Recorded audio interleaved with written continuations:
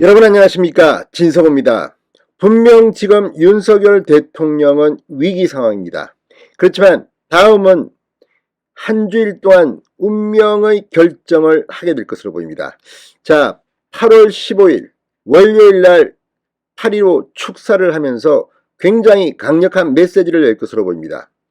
그리고 이어서 취임 100일 기자회견을 합니다. 그리고 잇따라 윤석열 대통령은 대통령실과 내각을 쇄신할 것으로 보입니다. 자, 이런 일주일, 윤석열 대통령에게는 어쩌면 다음 주는 운명의 일주일이 될 것으로 보입니다.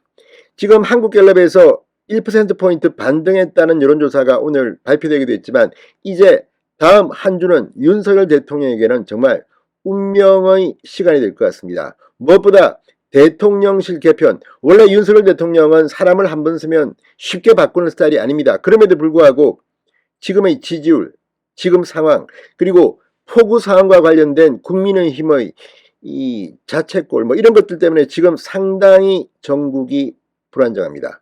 이제 다잡는 작업이 다음 한 주일 동안 진행될 것으로 보입니다. 진성호의 직설 시작합니다. 방송에 앞서 아직 진성호 방송의 구독자가 아니신 분은 붉은색 구독 버튼 눌러주십시오. 더 좋은 방송으로 보답하겠습니다.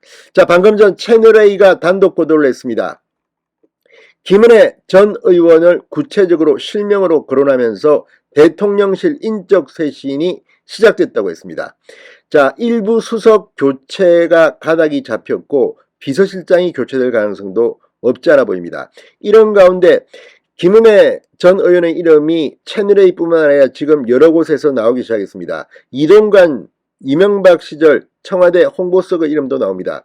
지금 홍보라인 그리고 정무라인을 바꿔야 한다는 그런 이야기가 국민의힘에서 강하게 나오고 있습니다. 이런 가운데 윤석열 대통령 다음 주 중 어떤 결단을 낼까요? 자, 방금 전 채널A가 단독 보도를 했습니다.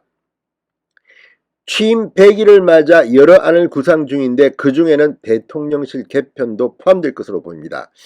자, 월요일날 강복절 경축사, 수요일 공식 기자회견, 그리고 대통령실 개편과 장관 인선 마무리로 국정 동력을 완성한다는 계획, 운명의 일주일이 시작된 겁니다.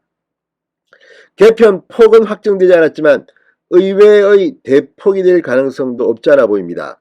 일부 수석들 그리고 홍보와 정무 기능을 활성화하는 기구 개편이 있을지도 모른다는 전망이 나오고 있습니다. 경기도지사 후보로 국회의원직을 사퇴했던 김은혜 전 당선인 대변인의 기용이 점쳐지고 있습니다. 자, 채널A에 따르면 여권 관계자는 대통령 취임 100일인 17일 전으로 대통령실 참모진 쇄신이 있을 것 같다며 일부 수석이 교체될 가능성이 있다고 말했습니다. 그동안 여권 안팎에서는 대통령 비서실장과 홍보, 정무 라인 등에 있어서 이 교체 필요성이 제기되어 왔습니다. 그렇지만 어떤 폭일지 또는 누구를 대상으로 할지 아니면 그 사람은 그 자리에 두고 또 다른 특보직을 신설할지 여러 가지 가능성이 지금 대두되고 있습니다. 윤석열 대통령의 스타일로 봐서는 수석을 자르고 새로 임명하는 방법보다도 새로운 이 보조장치, 보조 역할을 할 특보를 둘 가능성도 없지 않아 보입니다.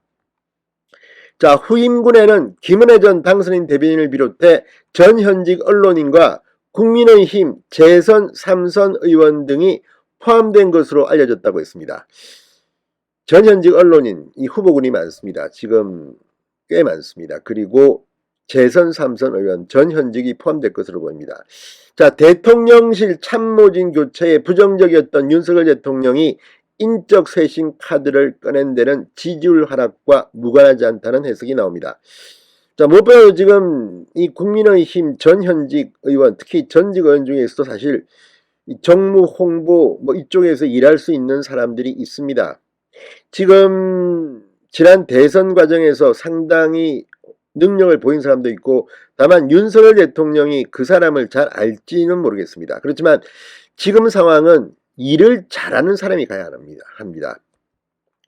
자, 지난 8일 출근길에서 윤석열 대통령은 인적 쇄신과 관련해서 어떤 입장이냐는 질문에 국민들의 관점에서 모든 문제를 다시 점검하고 잘 살피겠습니다. 그런 문제들도 바로 이제 일이 시작되는데 올라가서 살펴보고 필요한 조치가 있으면 하고 일을 해나가겠습니다. 지금 윤 대통령은 국민의 관점, 국민을 강조했습니다. 그리고 바로 박순애 교육부 장관을 경질했습니다. 자진 사퇴 형식을 빌었습니다.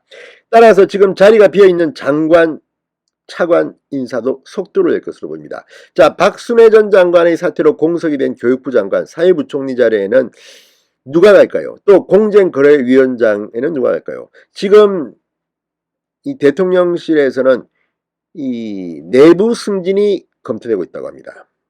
그러니까 별도의 발탁으로 통해서 인사청문회 등이 시끄러워지는 것보다는 내부 승진으로 안정감 있게 가겠다는 태도가 보인다고 합니다. 보건복지부 장관은 좀 다릅니다. 전문성과 조직 장악력. 복지부는 엄청나게 큰 조직입니다. 또 지금 코로나19로 무엇보다도 리더십이 필요한, 장악력이 필요한 그런 자리입니다. 이런 인물, 정치인이 발탁될 가능성이 높아 보입니다. 대통령실 인적 쇄신은 이르면 다음 주 단행될 예정이지만 수혜부구가 지연될 경우 발표가 늦을 수도 있다고 채널A는 보도합니다. 자, 아무튼 다음 한 주는 윤석열 대통령에게는 정말 운명의 시간입니다.